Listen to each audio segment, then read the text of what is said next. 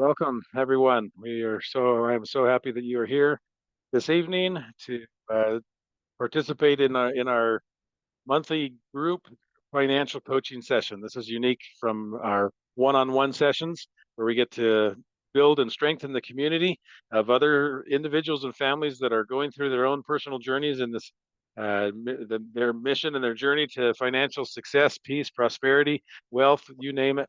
And so we get to do this as a community and help support each other. It's one of the great additional resources that we have with our coaching programs that we get to learn from each other. And often I get feedback from individual coaching clients to say somebody else said something and it just sparked something in me, and it made a lot of sense and it really hit home with me. So that's one of the great resources here with this the group coaching program. So I look forward to our comments tonight. We got a lot to cover. So as we go through our session, as we do every month, if you're a returner or if this is your first time, we always start with just level setting us all on the same playing field, understanding the 7 baby steps. This is what Dave Ramsey is famous for. The 7 baby steps are a guide, a roadmap as you're traveling through life. If you're faced with a question or wondering, what do I do in this situation? Often the answer can be found in the 7 baby steps because I can place myself on the map and then I can navigate where I want to go.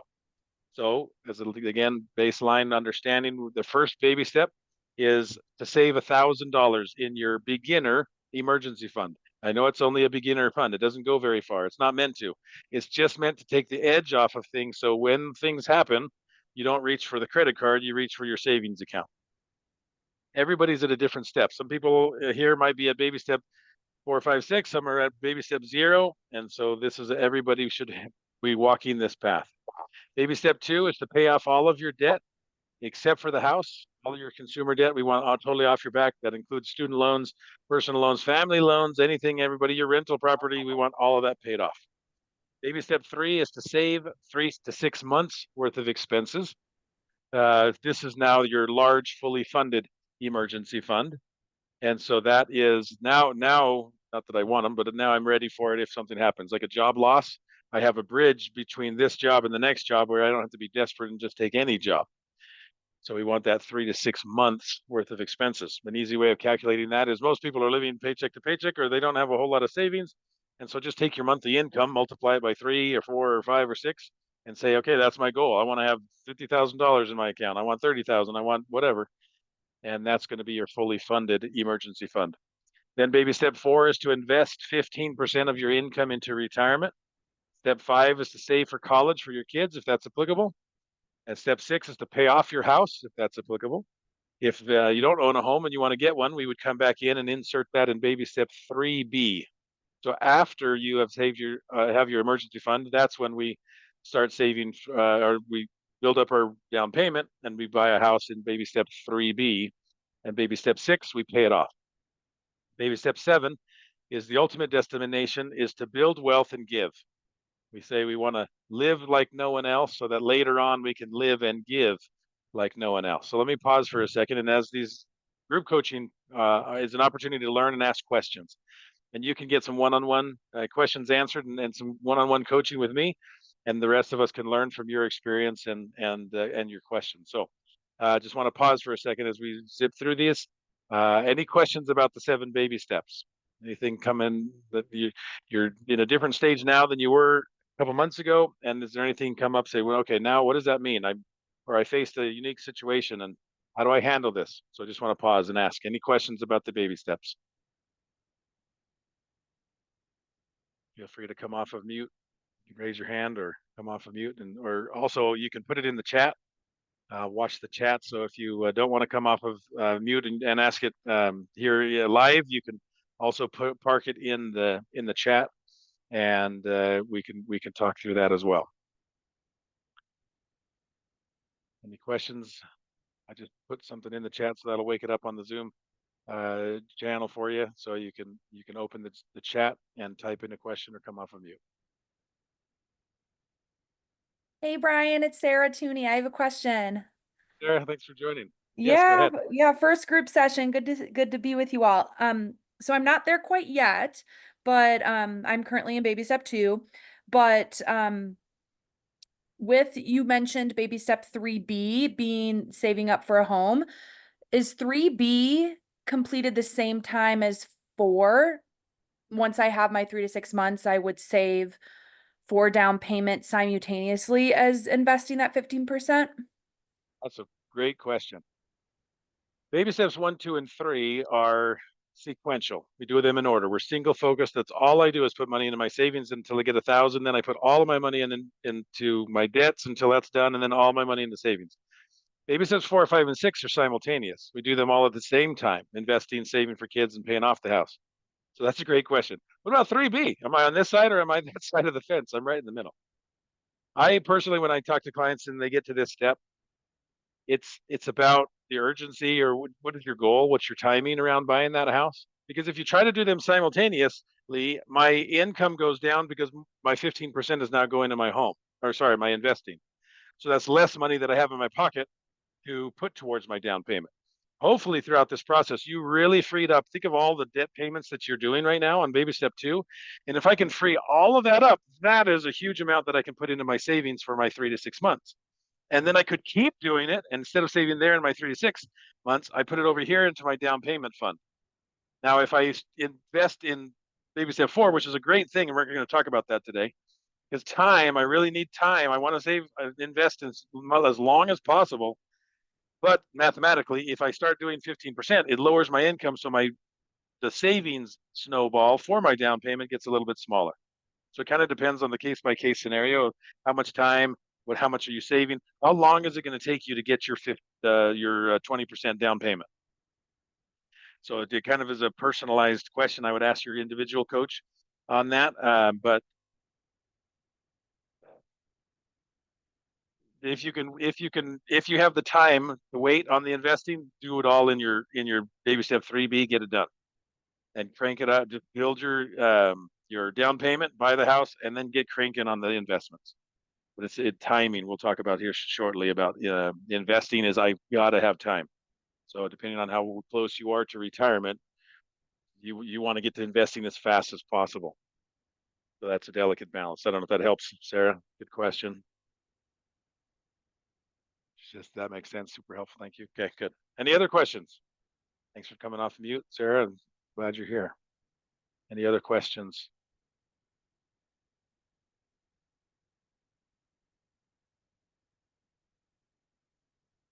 All right. Now, in every session, we always follow up from the previous session. And so I do some follow up. We're going to condense it a little bit tonight because of the length of everything that I want to talk about tonight and in understanding how money works and this whole world of money. But last month we talked about the millionaire mindset. Over the summer, if you joined the summer sessions, it was the millionaire skill set, the millionaire routine, the millionaire mindset. Really building ourselves from the inside out, our head, our hands, our heart, and everything in alignment, so that we can really become millionaires. And you'll see the night in the numbers tonight. You have to be a millionaire. If people say I don't need to be a millionaire. Yes, you do. You haven't done the math. You need to be a millionaire, otherwise it's going to be hard to survive in retirement. So we got to be a millionaire just to have some quality of life. And we can do the numbers if we have time. I'll show you the numbers. But that was our topic last month, was the millionaire mindset. So I want you to think a couple of questions. What did you try out? How did you apply what you learned? And what did you do as a result of attending group financial coaching? Now, if you were here in that session, you can keep your topic directly around the millionaire mindset and what you tried out.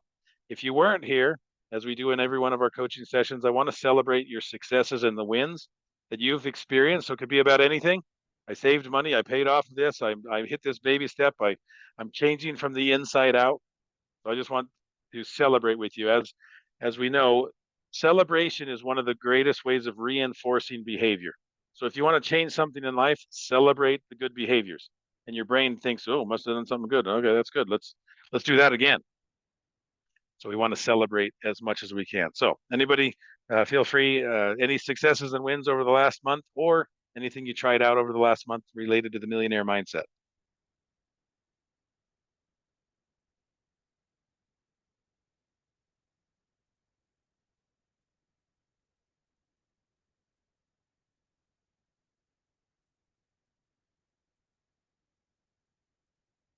I know there's wins out there. Sometimes it takes some training to catch those wins. People say, I don't know, it's just normal life. Nothing out of the ordinary. But you're teaching your brain to stop and to catch the successes. So what we're going to talk about a little bit tonight is the psychology of money. The psychology of success is a celebration. It's gratitude. It's catching those good things. Jill says in the chat, changing my mindset. There's a win, Jill. Awesome. Anything specific that you notice around your mindset? Have you noticed a change? I love. Feel free to put it in the chat. When I say the following, with my individual one-on-one clients, is one of my greatest thrills is to be able to see when they come and I ask early in the sessions in our program, and I say, "What? Tell me about the successes," and they share a win that has nothing to do with the outside world. Like their savings accounts are the same, their debt's the same. They haven't moved from an outside perspective, but they say we talk about it more. We feel more united. We've never been more united about our money. We stopped fighting about our money. I'm just more mindful about it. I'm thinking about my money. And in the past, a month ago, it was just swipe, swipe, and just on we go. So actually stopping and thinking, the change, to experience a change on the outside of your world, you have to change on the inside of your world. It says one of some of the comments is we paid our year's car insurance out of our savings account instead of making payments. Awesome job, Rudy and Amber. Nice job. Hopefully you get a discount for doing that. If not, get it off your back. But hey, if I can get a discount too, then why not? Sarah says that's a huge win. Love the celebrating each other. That's one of the great things of this. Jill says nothing's really specific, just a desire to change my way of doing things. That is awesome, right? To change the direction you're moving, first your eyes have to move, then your head turns, then your body turns, and you go in that new direction. But before your eyes turn, your heart has to change and your brain has to engage. So it's like, okay, I want this stuff and I'm actually doing something about it. You're here. That's a win. And we're not looking for perfection. We're looking for progress and just taking those steps day by day, moving forward. So I love it. Good comments. Thank you all. Anything else? Anybody else want to share a win and get a shout out? We can shout out and celebrate you.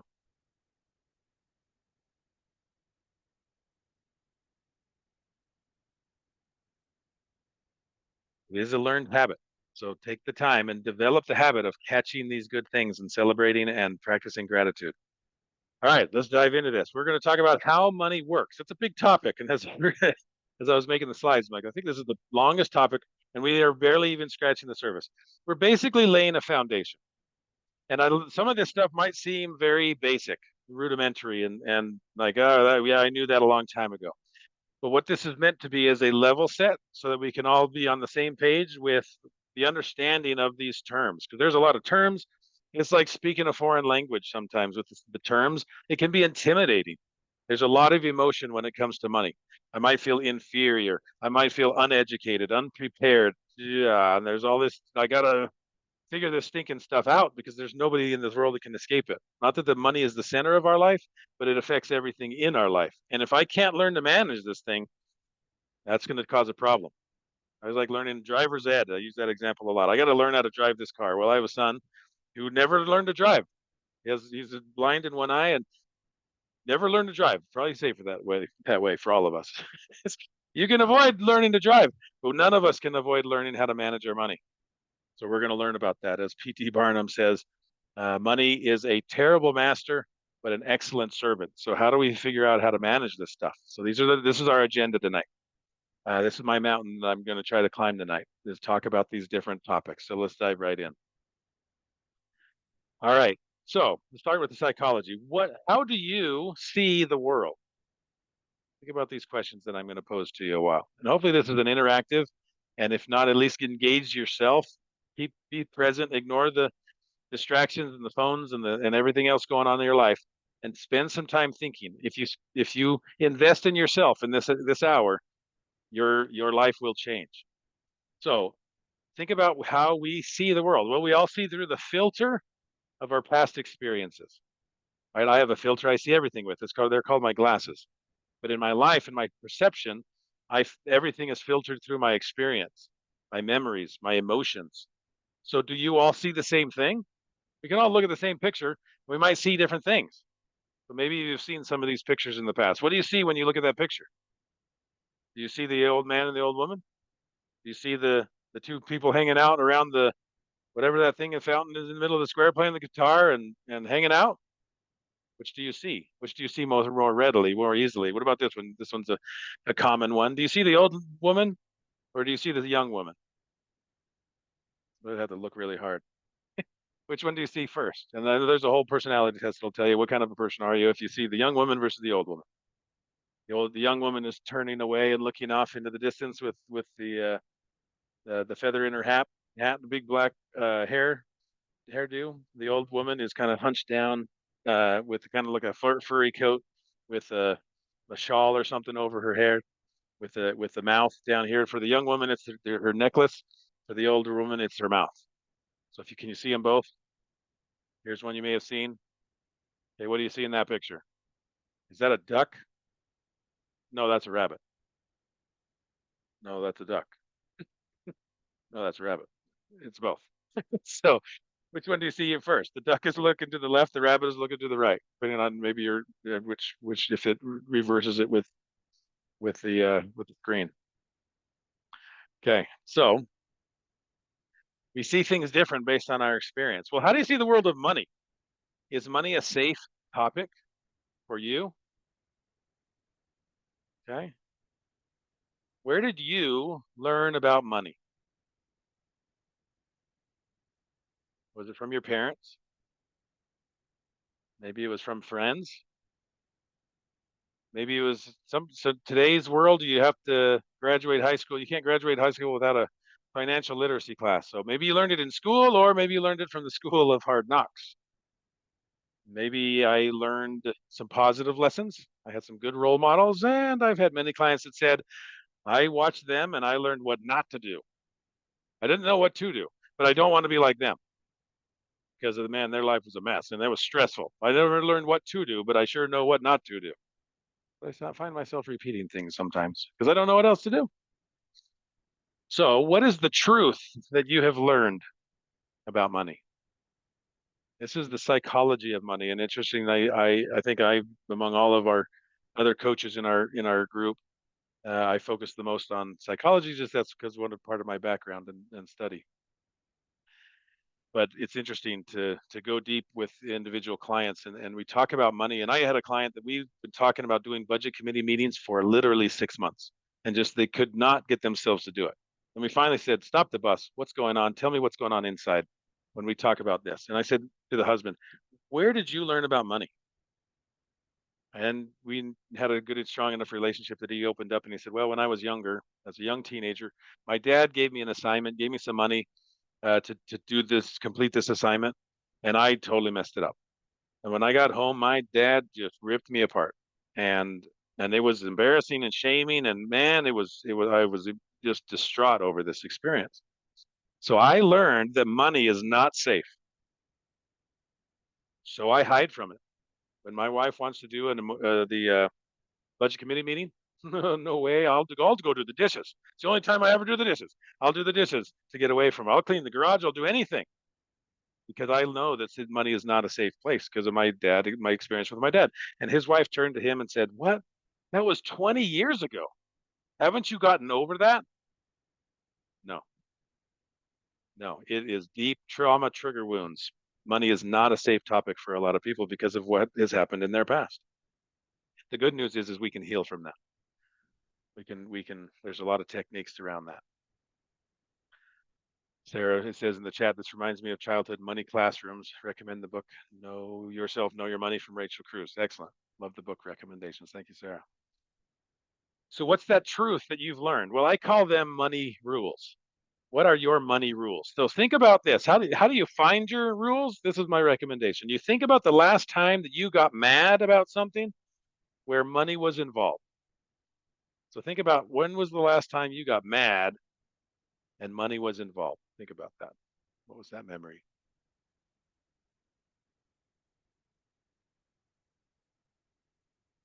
So what made you mad?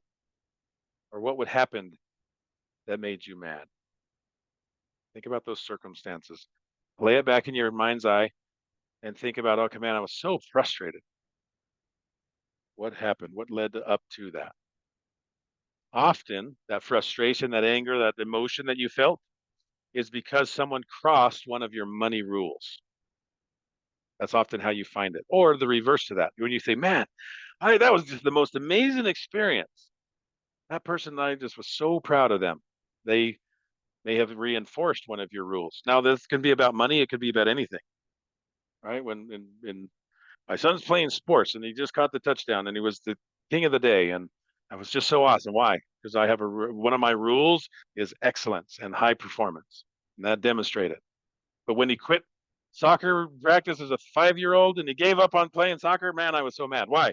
Because it broke one of my rules of excellence and high expectations. Oh, well, I gotta evaluate that. So let's talk about those emotions and those possible money rules that might come out. So you could focus it on the money side.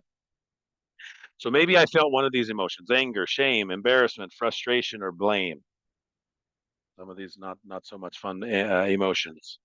So maybe the anger. Okay, I'm going to diagnose what was my money rule that somebody broke. I hate it when other people spend my money, and then your family calls you up and says, "Hey, guess what? We're all going out to dinner this weekend, and I need you to pay for these things." You're like, "Dang it, that was not in my budget." Oh, I'm so mad because they're making me spend money that I don't have. It's not in my plan, and I have to do this. Maybe the shame feeling, like say, I can't be trusted with money. I'm ruining my life, my family's life. I just feel so shameful. Embarrassment, maybe the thought is, why can't I seem to figure this out? Everybody else around me seems to know what they're doing. Maybe frustration says, I hate this. I don't know what I'm doing. Or the blame, it's all their fault because I can't, it's their fault that I can't get ahead. What are those money rules that are behind those feelings and those thoughts? So it's an opportunity to become more self-aware, reflect. What might be the money rule that crossed that led to that frustration, that blame, that shame, that embarrassment, that anger? So think about it. Are your money rules healthy? And as you're thinking about things, if anybody wants to throw in one of your maybe unrealized money rules, throw it in the chat. Share these gold nuggets that you're learning. This is where we get to help and support each other. So are your money rules healthy? Are they serving you? Or would you like to change them? What would you like them to be? Maybe write in the chat what you would love your money rules to be. I am generous and help others. That sounds like a great money rule. Versus I'm stingy and I can't get ahead and there's not enough money in the world. Where did that thought come from? Interesting. Something in my experience I might need to heal from my past.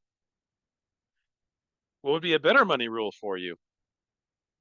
So think about that. Any questions? I'm going to pause for a second. Any just to keep you engaged and interacting. Any thoughts, comments, money rules that you've identified or feel that you've been able to identify? Throw it in the chat or come off of mute.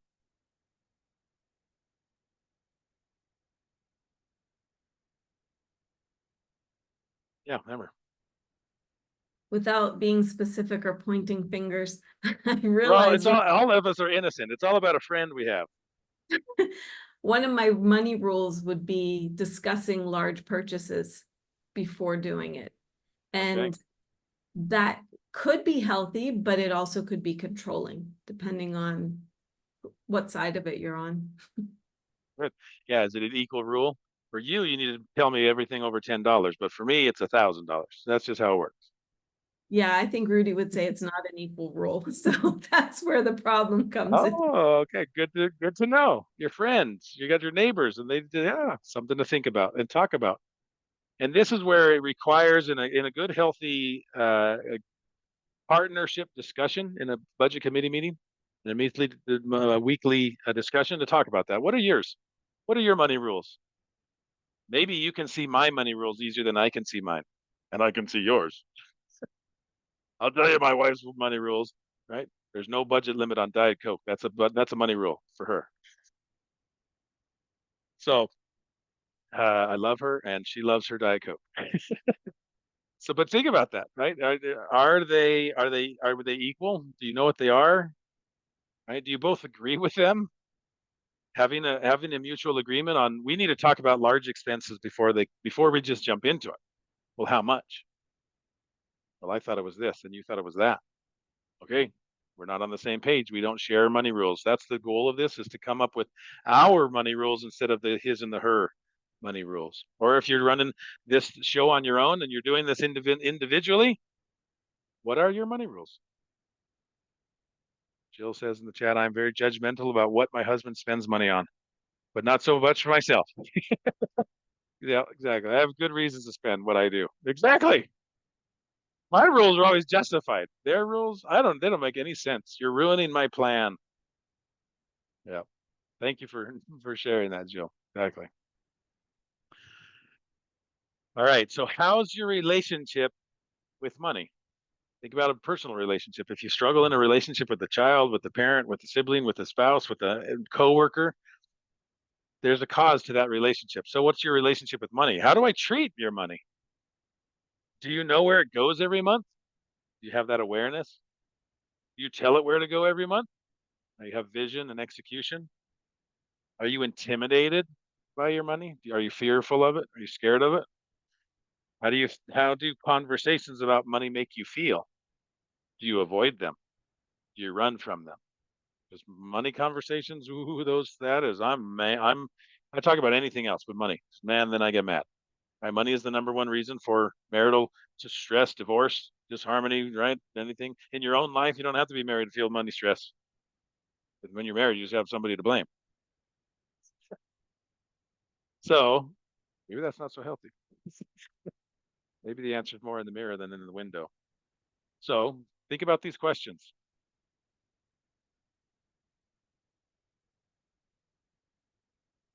Maybe one of them sticks out. Take some time to ponder, to reflect, maybe do some journaling now or later. This is the psychology. I gotta start it up here. I gotta fix this so that it comes out in my life, in my hands.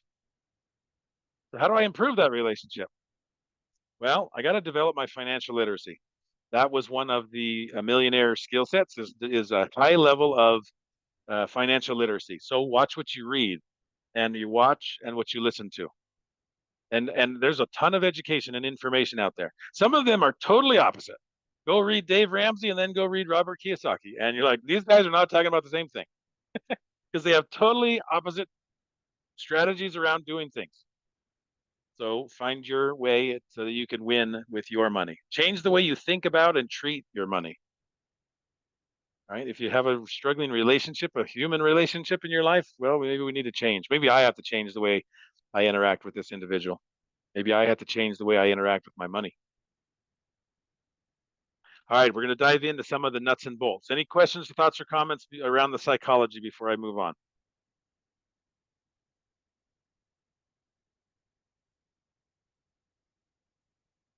Okay.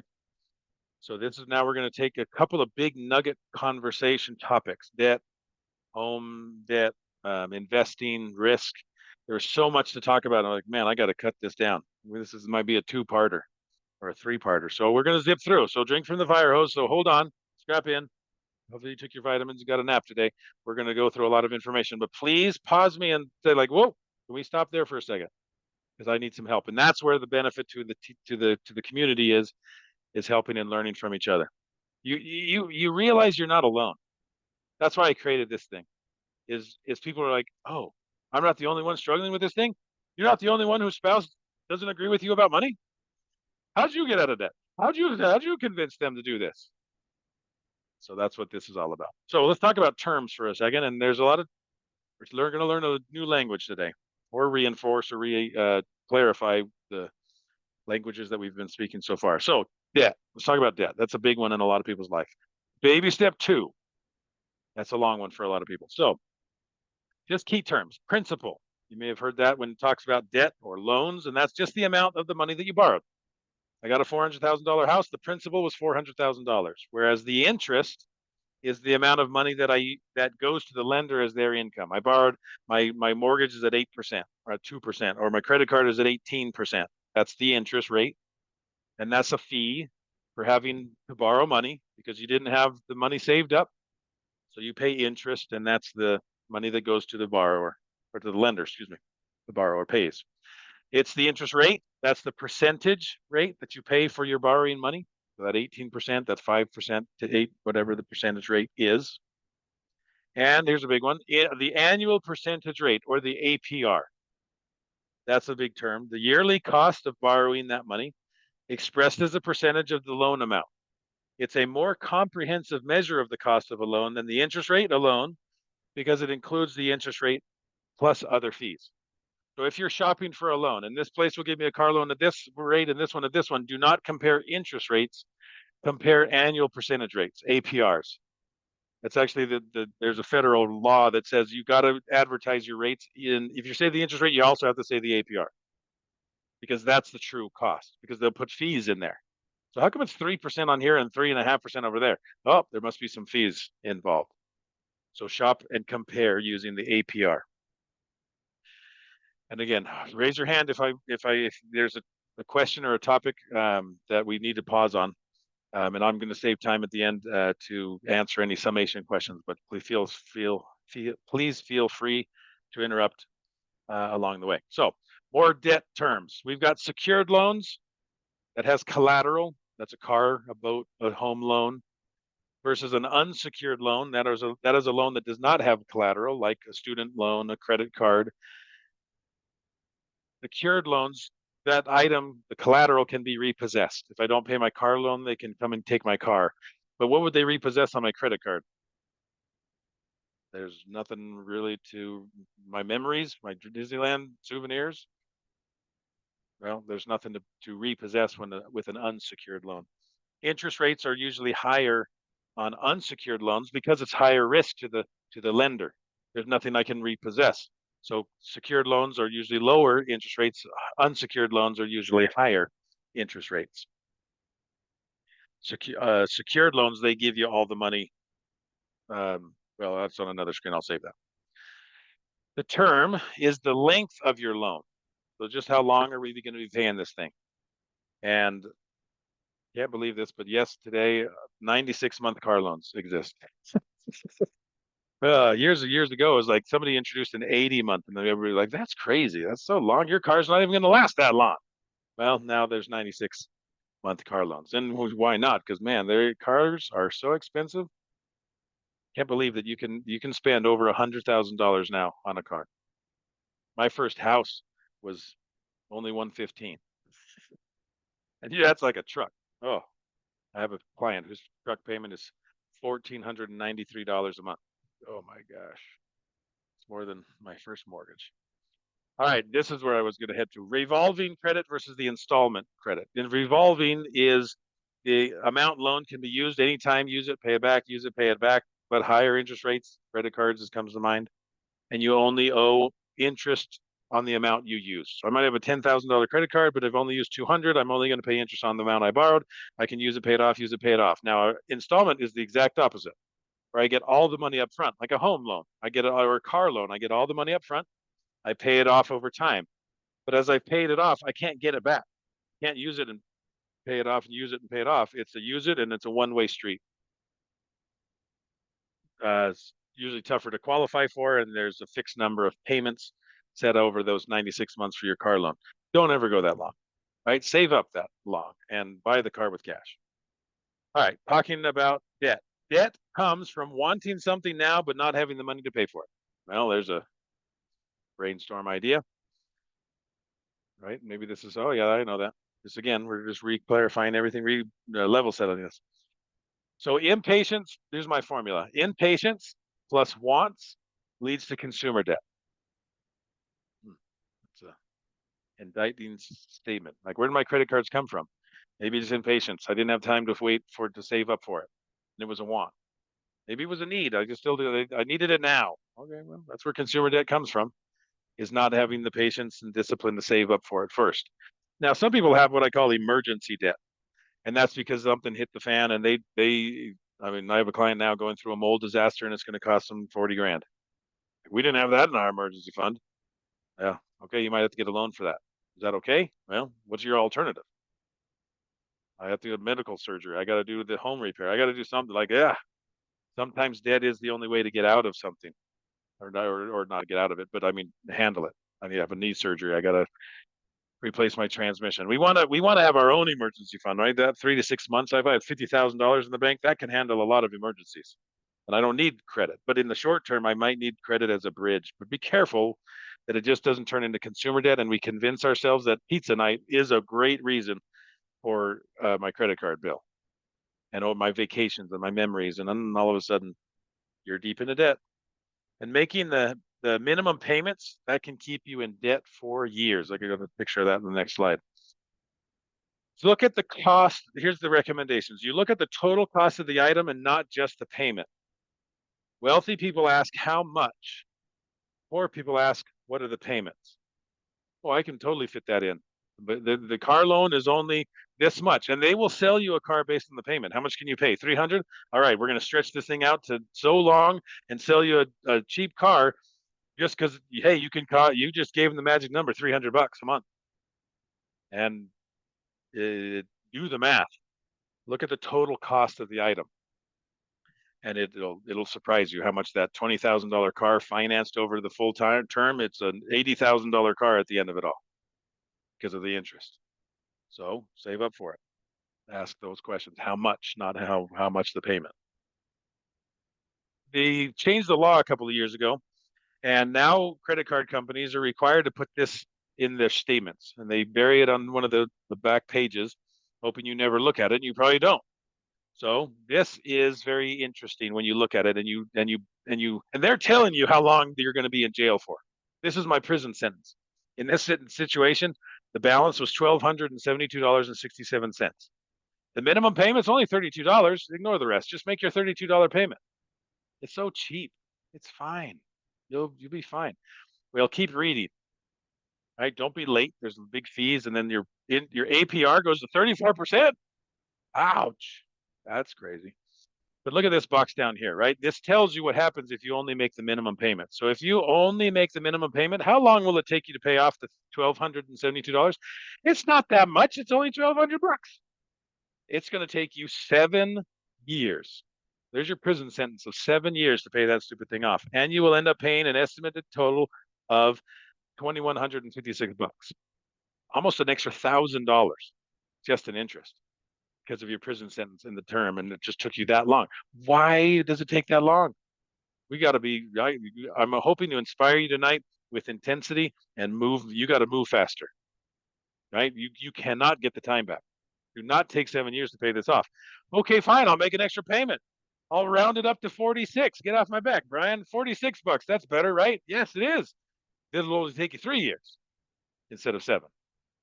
And you'll only have paid $1,662. So hey, that'll save you $494. That's pretty good. Well, can you keep crimping that up? Creep it up. Hey, could you get to 50? Can you get to 75? Can you get to 100? Get snowball this sucker and get it off of your back, and you'll save tons of money. And then you take that payment and you roll it onto the next one and get out of debt. Not playing around. We're losing time. I got clients who are like, oh, it'll take 3 years to pay it off. Like, no, we don't have that much time because of the investing, which I'll show you here in a minute. Okay, the 5 C's of credit, starting in the 11 o'clock position up here. Factors, the conditions, those are factors like interest rate and the amount of the principal the lender is going to look at, the conditions of the loan. The capacity is your ability, your capacity to pay it back, right? What's your debt to income ratio? If one more debt, is that going to be the final straw on the camel's back? Capital, that indicates the borrower's level of seriousness, is how much do you skin in the game, right? That 20% down payment. Or this guys will give me only 5% or no money down. Okay, there's not a lot of capital in that deal. Collateral, that offers the assurance that if the borrower defaults on the loan, the lender can repossess the collateral. And the character is your credit history, right? What kind of a person are you to pay us back? If you higher credit, higher chance of repayment. Okay, let's talk specifically about home debt. Okay, the loan officer's job is to sell you a loan, and the real estate agent's job is to sell you a house. Nothing against real estate agents or loan officers. I've got both as clients. But if you're not ready to buy a house, stop talking to them. Right? You're talking to the wrong people. Oh, you should totally buy a house. No, I'm not ready. So don't talk to them. Don't look. You got to be ready. So how do I know if I am ready to buy a house? Here's your rules. 20% down payment to avoid, here's another term, private mortgage insurance, or PMI. That's an insurance policy that you pay when you own less than 20% of the house. So insurance is good, right?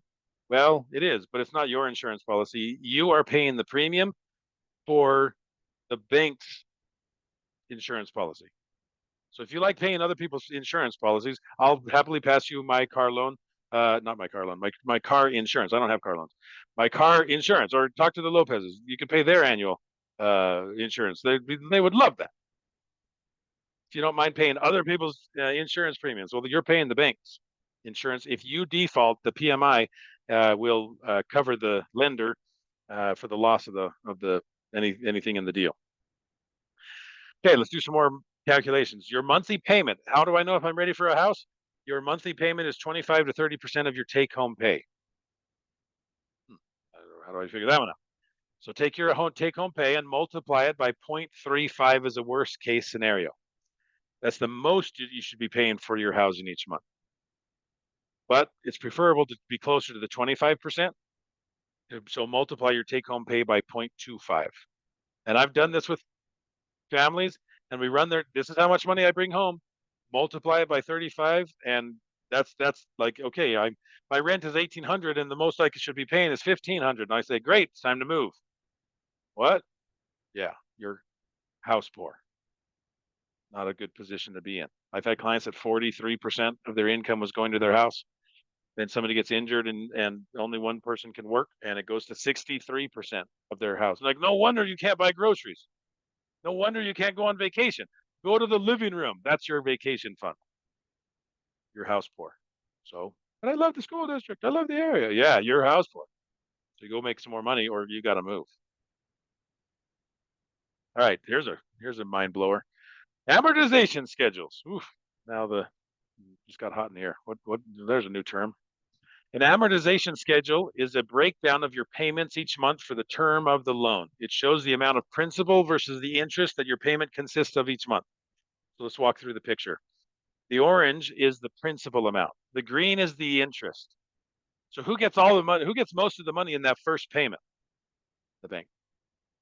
So yeah, you're owning, you're building equity. You have ownership in it. So hey, I don't want to rent because I'm throwing my money away.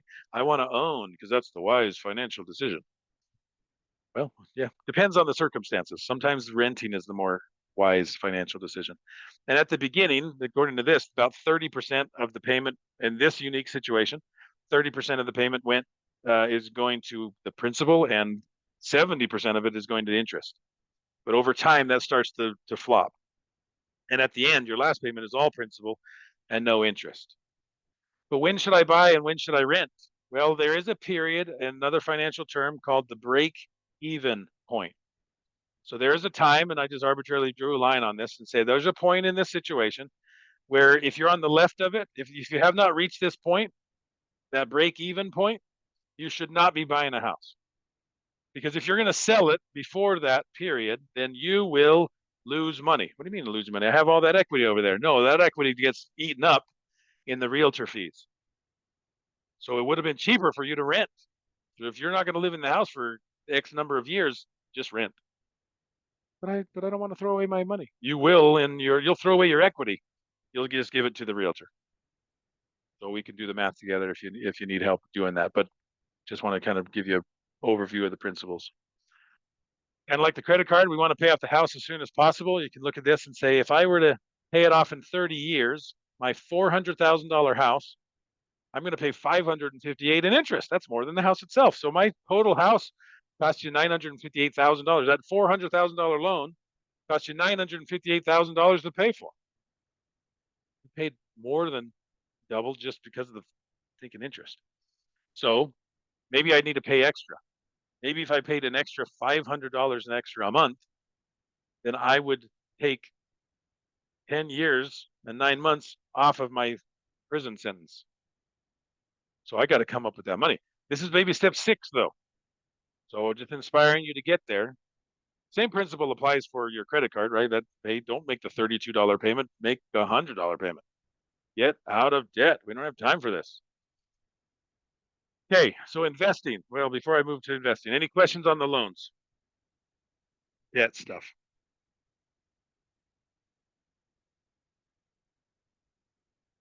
Okay, let's talk about investing. This gets more complicated. Different terms. Depending on what baby step you're in, you might be really diving into the baby step 2. Maybe now you're really interested in baby step 4 in the investing side. So let's talk terms. Stock is a piece of ownership, or you'll hear it called as an equity in a single company. The bond, on the other hand, is a debt that a single organization, it could be a business or a government organization, they owe you. So am I buying the equity, or do I have ownership in the company, or they just owe me money as debt? Stocks versus bonds. Diversification, you'll hear that term a lot. Owning a variety of investments with different characteristics to reduce the risk. An expense ratio, ooh, what does that mean? That's just the administrative fees, kind of like interest on the debt, on the loan. It's the administrative fee charged to the customer to manage the fund. You're paying somebody to manage that for you, and it's called an expense ratio.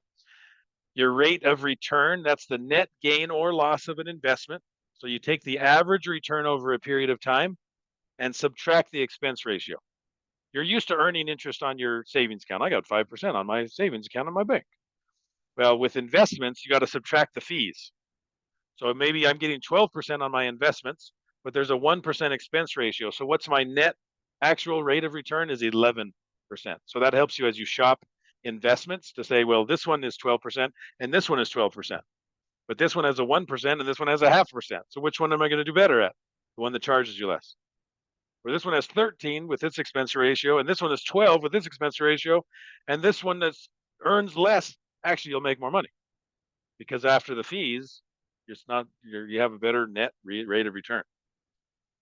All right, legal friends out there, here's your disclosures. I'm entering a world that I am not giving you investment advice. So I am fully disclosing everything, that nothing here is considered to be investment advice. So consult with your investment, legal, and or tax advisor for specific guidance on your unique situation. As a financial coach, I don't get into investing and tell you what to do and what not to do. That's where you talk to the wealth advisors, not the financial coaches. So here's your long version of the disclosure that basically says, I'm not giving financial advice. I'm not licensed to sell investments. I don't sell insurance. I don't sell things. I help you to win with your money.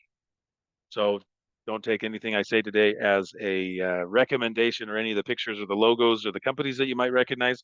It's not an endorsement of that business. It is just trying to teach the principle. So let's talk about mutual funds. There's a term I've heard before. That is just a group or a mix of stocks, bonds, or other assets that you can invest in to diversify your risk. So all these people here have put money into a pool in a basket. And in that basket are all these big companies that you recognize the names of, that I don't endorse any one of them. This is not investment advice, but that's what a mutual fund is, right? A fund that they picked, the fund manager went out and picked his winners and made a basket of them, and hoping that their mix will be better than somebody else's mix of picking the winners. Now, you could do a mutual fund, or you can do an index. An index is just the group of investments representing a segment of the market. So as this example in the left picture says, it's just an easy way to invest in every stock in that index. So here's a fictitious index fund called the USA 10.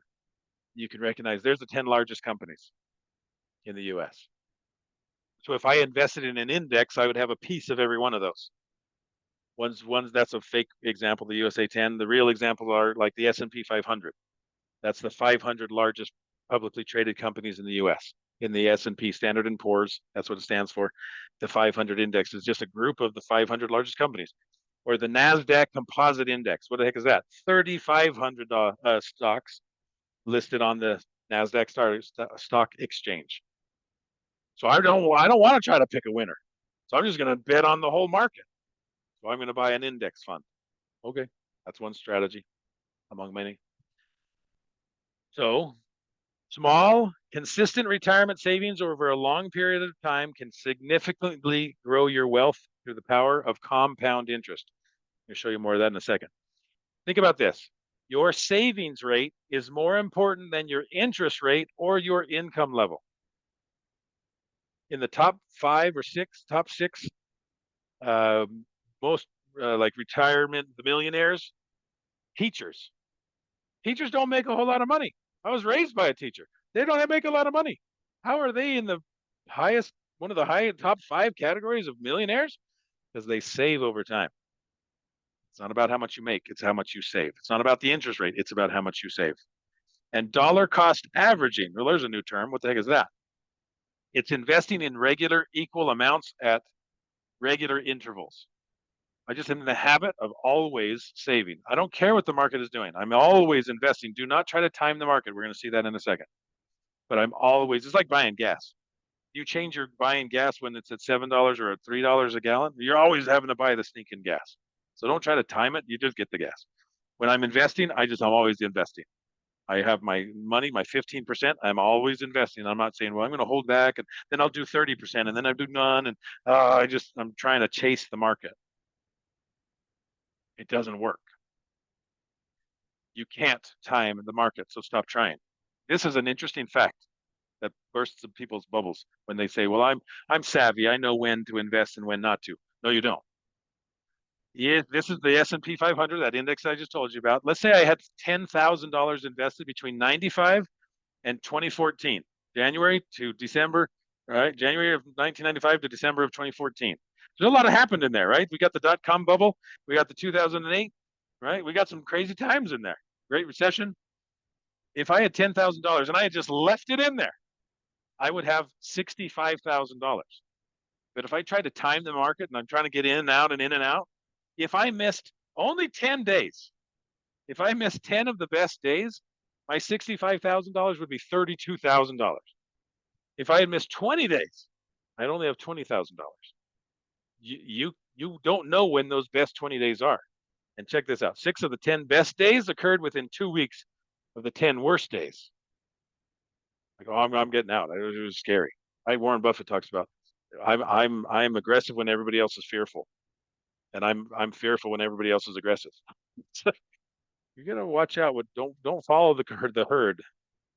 And you can't time the market, you're gonna miss out. Here's a different way of looking at it. If I had $100,000 25 years ago, but I missed those 20 days, look at the graph. Right? I'd have, if I just left it in there, I'd have 631,000. But if I try to time it and I just missed 20 of those good days, I'd only have 168,000.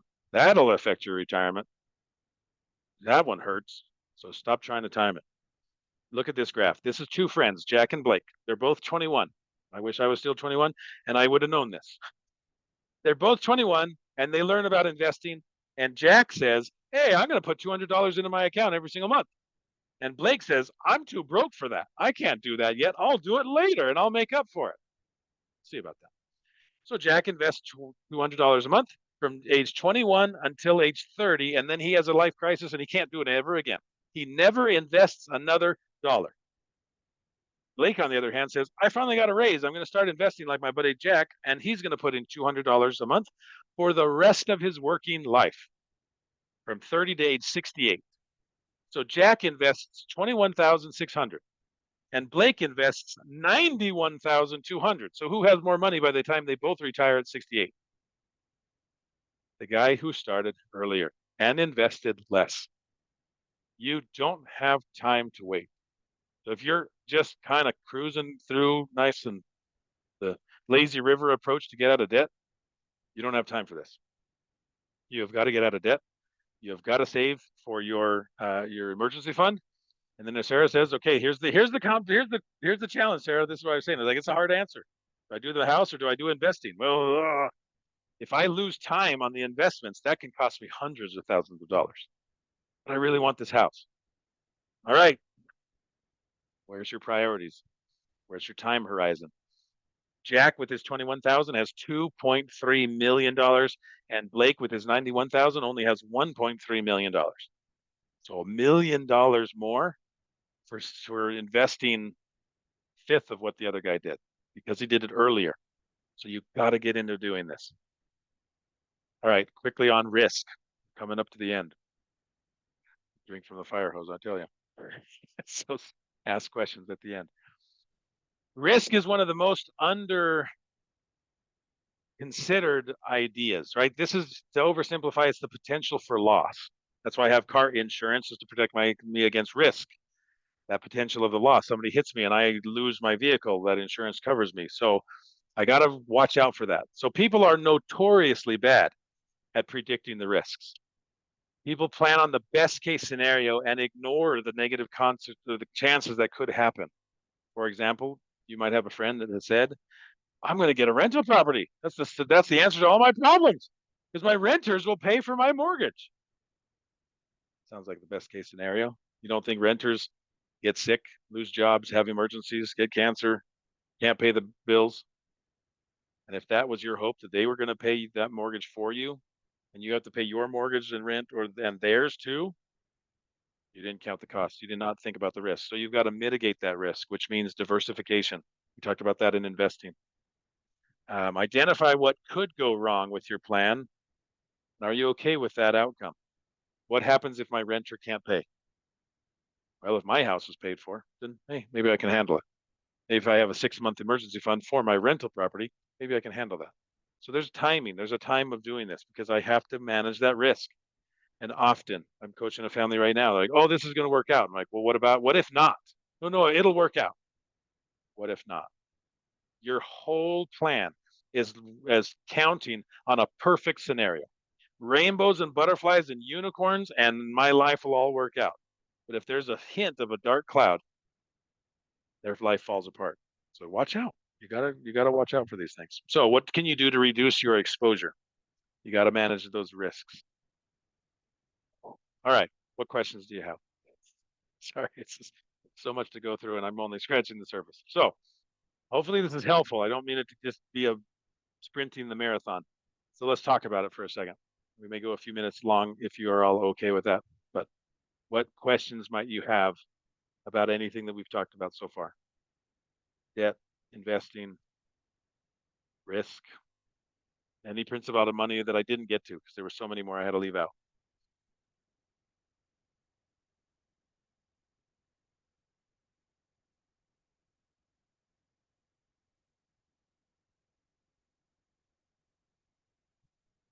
All as clear as mud. Feel free to put it in the chat. Okay. There's great information tonight. Do we have access to these pages after the session tonight? Yeah. So I'm going to record it. Or I did record it. And I better be recording. I started that, right? Yeah. I'm going to post this on my YouTube channel. And so you'll all have access to this again. And slow me down, right? Put me on half speed and rewind and play it, rewind and play it. And I'd love to interact. If you have questions, shoot me a text, an email, interact with me, and let's see how we can help, or ask your coach in your next one-on-one session. Anything that I went through so fast. But yeah, you'll have access to this. Very good question. Any questions right now? And it could be about your specific situation as well. If you want to ask any one-on-one question, I'm happy to give you my input on anything that you might be facing.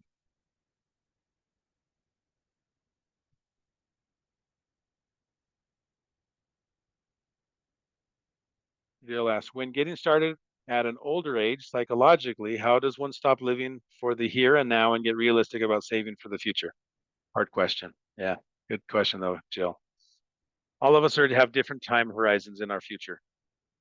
I find that there's 2 forms of motivation.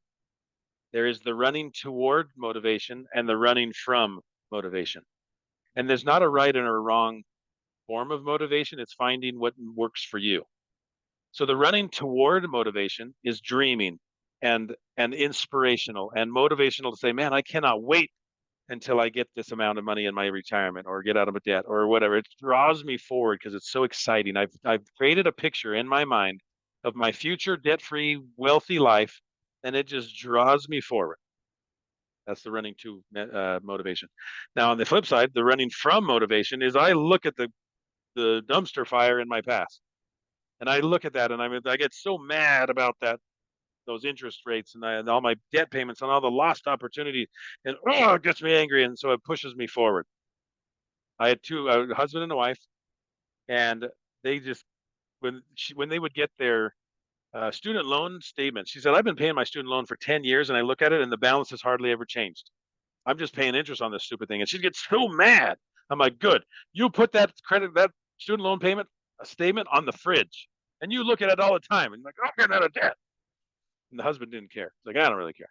Like, what do you want? I want a house. Like, okay, you put a picture of the house you want on the fridge and that'll draw you forward and inspire you. Like, woo, I'm going to get a house. She was getting out of debt because she was mad. He's getting out of debt because he wants a house. They're both getting out of debt for totally different reasons, right? Motivation is different for each one of us. So Jill, how does one stop living for the here and now and get realistic about saving in the future? What's most important to you? What are your priorities? Viktor Frankl, in the book Man's Search for Meaning, he survived Auschwitz and he wrote this book, Man's Search for Meaning. And he talks about he who has a strong enough why can put up with any how.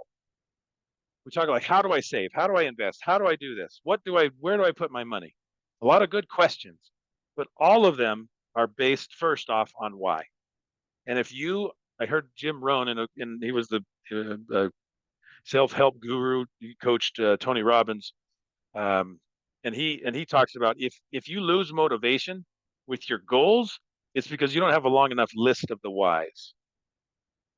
So you got to go find in, like I've done this in previous sessions. You got to come up with 20 reasons why you want to get out of debt, or 20 reasons of why you want to stop living for the here and now and start saving. And if you burn out, because you need a longer list. The first 5 are the easy reasons.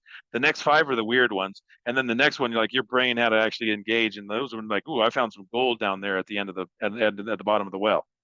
So don't just give me the surface level reasons. I want deep reasons. Things that you'll know you got those deep reasons when you have an emotional reaction. And I'll do this with clients and they'll get teary eyed or their voice changes because they're like, oh, that was the reason. I want to get at that so I can be happy. Like, no, dig deeper. Ask yourself 5 whys. Why this? And then ask, okay, well, based on that, why that? Why that? Why that? And you just ask 5 levels deep of every reason, and you start getting some nuggets down there. The gold is buried deep. You got to earn it. It's in your heart.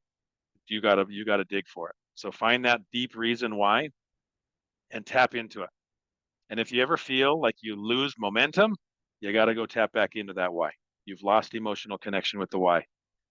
I used to work out a lot, and then I kind of gave up. You got to stick to that why. Why did you do it? And maybe the why that you started with didn't have sustaining power. Emotion will start a behavior change, but it will not sustain a behavior change. You gotta find those deep whys and routines. Sarah says, love the recommendation 20. Going to do that this week. Good. Got some homework. That's what every session has, is homework. So what you're going to do is you're going to review your money rules, spend some time with yourself, ask somebody about, what do you think my money rules are? See if they can help you to pull them out. Evaluate if they need some upgrades. Decide now to get out of debt as fast as possible. And review your spending plan each month and see where you can redirect as much money as possible towards your debt. Get out of debt. We don't have time for this. After you've built up your 3 to 6 month savings, start investing your 15% of your household income into retirement. We're losing time. Think about Jack and Blake. You got to be putting money away for that sucker. You need to be a millionaire. I didn't tell you the math, but quickly. Whatever your nest egg is in retirement, multiply it by 6%, and that's about how much you'll have to live on. Some people say 4, Ramsey says 8. I don't know. Let's pick the middle and say 6%. So if I have $1 million and I can only withdraw 6% a year, that's $60,000. Can I live on $60,000 a year? Some of you can do great at 60,000, and some people are like, that's a heck of a pay cut. Then you need more than $1 million. That's why you have to be more than a millionaire when you retire. So we're not messing around. We got to get there. Be more realistic about the risks you are taking with your monthly financial decisions. Don't make a plan that relies on the best case scenario. Manage those risks. So we just touched the surface of debt and investing and risk. There's so much more to talk about when it comes to the principles of money. So reach out if you need some help. Ask your coach.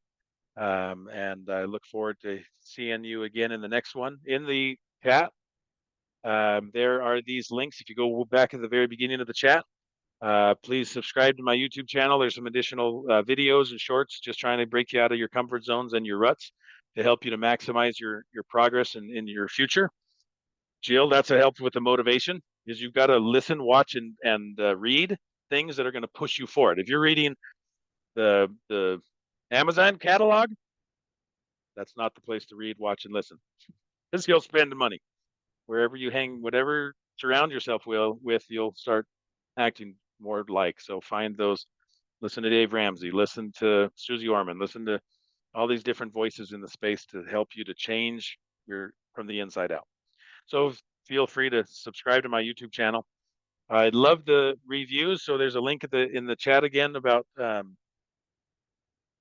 leaving me a review on my website that helps other people to know what we do and how we might be able to help them. And feel free to share my site with other friends and families and anybody that might need the help to improve their own financial situation. I'm on a mission to help people to end the suffering of financial stress and strain and all the challenges that people face. And life is tough, and with financial problems, it gets even worse. I just put in the link or in the chat the link for next month's